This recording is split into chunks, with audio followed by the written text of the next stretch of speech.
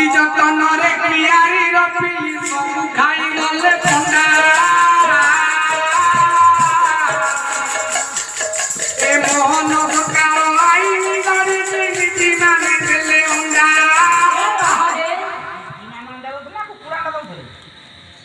କିଏ ଅଣ୍ଡା ଦିଏ କୁକୁଡ଼ା ଅଣ୍ଡା ଦେବା କଥା କୋଉ ସ୍କୁଲ ଆମର ମାନେ ଦେଖୁଛ ଗୋଟା କୁକୁଡ଼ା ସବୁ ଦେଖି ଦେଲେଣି ଏବେ ଆଉ କ'ଣ ପାଠ ପଢ଼ା ହେଉଛି ସ୍କୁଲରେ ସାରେ କୁକୁଡ଼ା ରହିଥାନ୍ତେ ସ୍କୁଲ ମାନଙ୍କରେ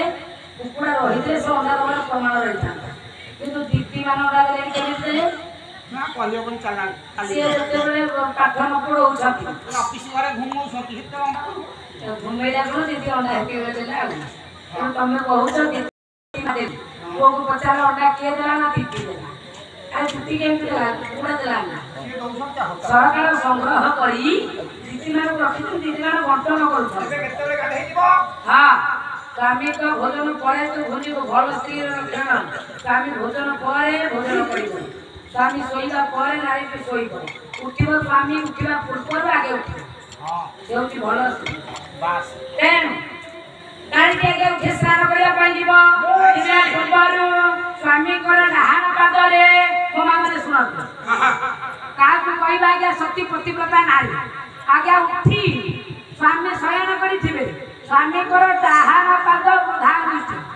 କହିଲେ ଡାହାଣ ପାଦରେ ଆପଣଙ୍କର ମଥା ବୋଲନ୍ତେ ସ୍ୱାମୀକି ଗୋଟାଏ ପ୍ରଣାମ କରିବେ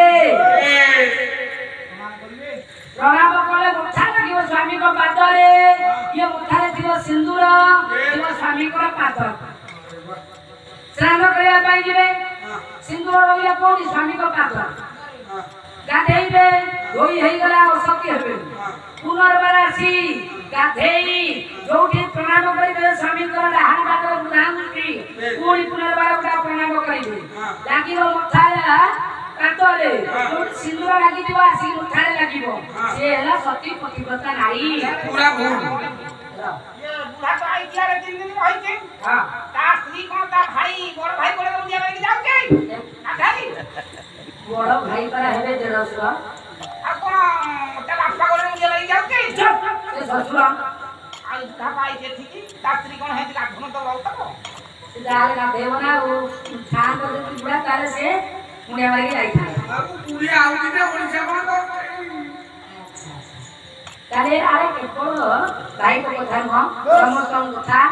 ଯେଉଁ ଯୁବକ ଭାଇମାନେ ବା କର୍ମମୟ ଜଞ୍ଜାଳ ଭିତରେ କର୍ମ କରିବା ପାଇଁ ଦୂର ଦୂର ସବୁ ଯାଉଛନ୍ତି ସ୍ତ୍ରୀମାନେ ରହିଲେ ଗାଁରେ ସେ ନାରୀମାନେ ସତୀ ପ୍ରତିବ୍ରତା ନାରୀ ନୁହନ୍ତି ଏବେ ନା ତାହେଲେ ସେ କୋଉଠି ଆଜ୍ଞା ସିନ୍ଦୁରଟାକୁ ରଖି ଯିବେ ସ୍ନାନ କରିବା ପାଇଁ ଆସିଲେ ସିନ୍ଦୁର ଲଗେଇବେ ପ୍ରତିବ୍ରତା ନାରୀ ହେବେ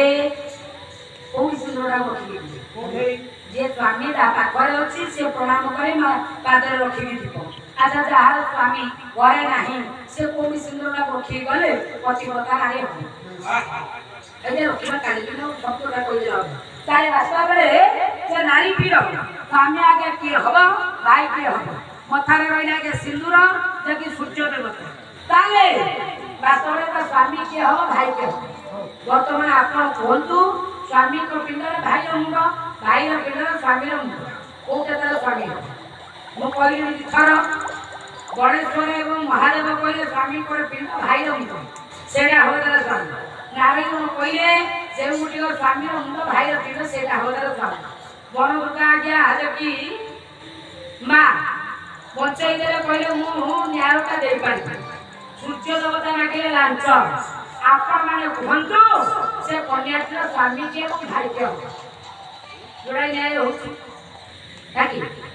ଗଣେଶ୍ୱର ଏବଂ ମହାଦେବଙ୍କର ନ୍ୟାୟ ଗୋଟାଏ ଆଉ ନାରାୟଣଙ୍କର ନ୍ୟାୟ ଗୋଟାଏ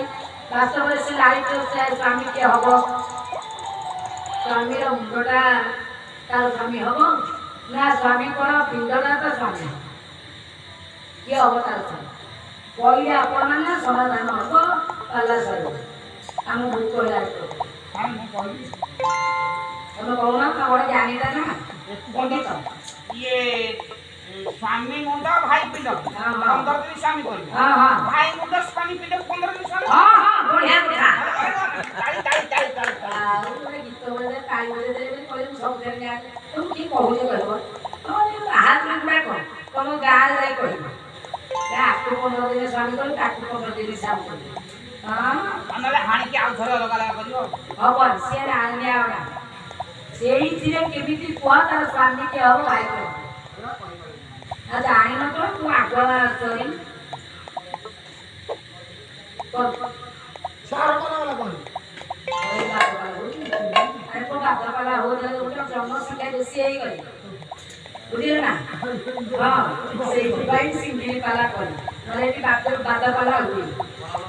ବଡ଼ ବଡ଼ ଗାୟକ ଗାୟିକାମାନେ ଆସନ୍ତି ପାଲା ଏଠି ହେଇଛି ଯାଉ ରୋଜଗାର ପୀଡ଼ିତ ମାନେ ବସିଛନ୍ତି ଅଳ୍ପ ଜନସଂଖ୍ୟା ହେଇଥିଲା କହିଲେ କାହିଁକି ବେକାର ଦିଏ ଆମକୁ ଛୋଟ ଆଉ ତମକୁ ଛୋଟ ଆଉ କେତେ ଜଣ ପାଳିଆ ଆଉ ଆମେ କଣ ଛୋଟ ପାଳିଆ ତମେ କଣ ଛୋଟ ଲୋକ ଗାୟକ ହଉ ଆରେ ସେ କଥା ନୁହଁ ହଉ କିଏ ହଉ ମାତ୍ର ଆଉ କୁହନ୍ତୁ ତାର ସ୍ୱାମୀ କିଏ ଏବଂ ଭାଇ କିଏ ହବ ସମାଧାନ କଲେ ଆମେ ଯିବା ଆପଣ ପଇସା ନେବେ ସେଇଟା ଘର କରି ଆପଣ କୁହ ସେ ଦେବେ ଚାନ୍ଦା ଏକାଠି କରି ପଇସା ଦେଲେ ମୁଁ ନେବି ନା ଦେବେ କରି ଆପଣ ନ୍ୟାୟ କରିବେ ତାହେଲେ କିଏ ତାର ସ୍ୱାମୀ ହବ କହିବେନି ତାହେଲେ ଯେଉଁଟିକ ନାରାୟଣ କହିଛନ୍ତି ଯେ କି ସ୍ୱାମୀର ମୁଣ୍ଡ ଗାଈର ପିଣ୍ଡ ସେଇଟା ହେବ ତାର ସ୍ୱାମୀ କାହିଁକି କହିଲେ ପୁରୁଷ ସେ ସାରା ଶିର ନାରୀ ରାଞ୍ଚକର ଭାଷୟ ପୁରୁଷର ଶ୍ରେଷ୍ଠ ସ୍ଥାନ ହେଲା ଯେ ଶିର ବଳତେ ମୁଣ୍ଡ ନାରୀ ମାନଙ୍କର ଶ୍ରେଷ୍ଠ ସ୍ଥାନ ହେଲା ଗର୍ଭାଶୟ ପୁରୁଷର ବିନ୍ଦୁ କ୍ଷଣିତ ହୋଇ ନାରୀ ଗର୍ଭରେ ପଡ଼ିଲେ ନାରୀ ହବ ଗର୍ଭବତୀ ସେ ସୃଷ୍ଟି କୁହାଯିବ ଉପଯୁକ୍ତ ସୃଷ୍ଟି ସେ ସ୍ୱାମୀର ମୁଣ୍ଡ ଭାଇର ମୁଣ୍ଡ ସେଇଟା ତାର ସ୍ୱାମୀ ହବ ଭାଇର ମୁଣ୍ଡରୁ ବିନ୍ଦୁ କ୍ଷରିତ ହୋଇ ଭଉଣୀ ଗର୍ଭରେ ପଡ଼ିଲେ ଭଉଣୀ ହେବ ଗର୍ଭବତୀ ସେଇଟା ହେବା କ୍ୟା କଳଙ୍କିତ ସୃଷ୍ଟି କଳଙ୍କ ଲାଗିବାକେ ସଂସାର ଯେଉଁଭଳି ସ୍ୱାମୀର ମୁଣ୍ଡ ବିନ୍ଦୁ କ୍ଷରିତ ହୋଇ ସ୍ତ୍ରୀ ଗର୍ଭରେ ପଡ଼ିଲେ ଗର୍ଭବତୀ ହେଲେ ସୃଷ୍ଟି ପୁଣି ଆଗକୁ ଆଗକୁ ତେଣୁ ଯେଉଁଗୁଡ଼ିକ ନାରାୟଣ କହିଛନ୍ତି ସ୍ୱାମୀଙ୍କର ମୁଣ୍ଡ ଗାଈର ପିଣ୍ଡ ସେଇଟା ହେବ ତାର ସ୍ୱାମୀ ଯାଉ ସୁନ୍ଦର ଆଜ୍ଞା ଏ ମତକୁ ରଖିଛନ୍ତି ନାରାୟଣ ବା ସୂର୍ଯ୍ୟ ଦେବତା ନ୍ୟାୟଟି ପାଇ ରାଜକୁମାରୀ ଅତ୍ୟନ୍ତ ଆଜ୍ଞା ଆନନ୍ଦିତ ହେଉଛି বলে গণে নারায়ণের রুদ্রে অন্যকে ভাস করে তথা ইন্না ভিন্ন কর্তব্য পঞ্চদেব নমস্তু স্বামী কর মুন্ড গাইর পিণ্ড সেটা হব তার স্বামী ଆଉ ଯଦି ବୁଝିବା ଆଜ୍ଞା ପୋଷା କରିଯିବେ ବୁଝେଇଦେବା ଅସତ ଯାହା ହେଉ ଏବଂ ଭୂତ ସେଇ ନାରାୟଣ କିରକର ବାର ଉପସ୍ଥିତ ହୋଇ ରୁଣ୍ଡୀଭୂତ ହୋଇଥିବା ଭଗବତୀମାନଙ୍କର ତତ୍ଵ ସହିତ ରଞ୍ଜନ ବାବୁଙ୍କର ଯାହା ମାନସିକ ପୂଜା କୋଟିର ସେଇ କୋଟିର ସମସ୍ତଙ୍କର ଏ ବିଲସାଇ ଗ୍ରାମର ସମସ୍ତଙ୍କର ନାରାୟଣ ସମାରିତ ଭ୍ରମଣ କରନ୍ତୁ ଗ୍ରାମଗ୍ରାମକୁ ଉପଲକ୍ଷେ ବିଜୟ ପୂରଣ କରିଥାନ୍ତୁ ଆରୋଗ୍ୟ କରନ୍ତୁ ସର୍ବଶ୍ରେଷ୍ଠ ଦୂର କରନ୍ତୁ ସର୍ବେ ଗୁଣାନନ୍ଦିତ ବାର